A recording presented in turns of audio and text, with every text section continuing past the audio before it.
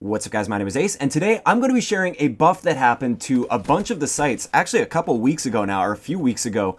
This was when the Eclipse DLC launched for PS4, there was that big update that came with it, and a bunch of the sites were buffed pretty significantly, and a lot of people have been wondering why I've been messing around with a few different sites on the stream, and this is why. So first off, we have the BOA site. Before this update, the BOA did nothing aside from aim you down sight a little bit further, and then you also had the visual aspects of the BOA. But there was no reduction to your recoil or anything along those lines. Now, after this patch, you get a 10% increase to your center speed. Now, center speed, just in case you didn't know, is every time your gun kicks up from recoil, center speed is the speed at which it will return back to center after being kicked up. So the faster the center speed, the better, and the less recoil you're going to experience after firing several consecutive shots.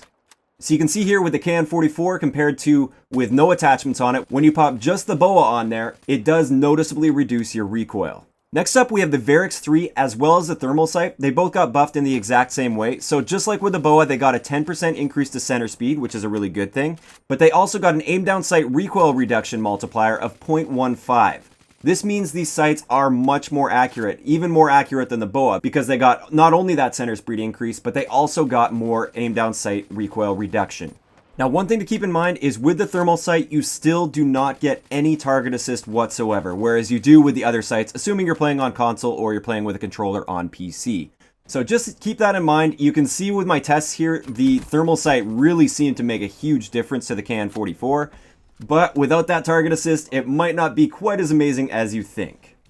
One other thing with this update that's a little bit weird and it doesn't really make much sense, it seems to be a bit of a bug in the code, is if you use a grip with the VARIX or Recon sight, the grip will actually override your recoil reduction and it will give you less of a recoil reduction, which isn't a good thing. So it actually harms it to combine grip with the Recon or the VARIX.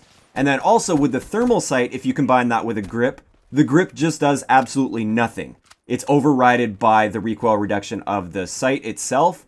So grip is a completely wasted attachment if you combine it with a thermal sight, and it actually has a negative impact if you combine the grip with the Recon or the VARIX sight.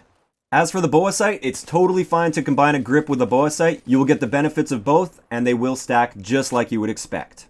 So there you have it. If you're somebody that likes to use an ELO or a reflex sight, I definitely encourage you to give the BOA a shot now that it's been patched, or maybe even the VARIX. I really don't like the looks of the VARIX personally for most guns, but give it a shot if you haven't yet since this patch, and you might be surprised at just how accurate your gun will be.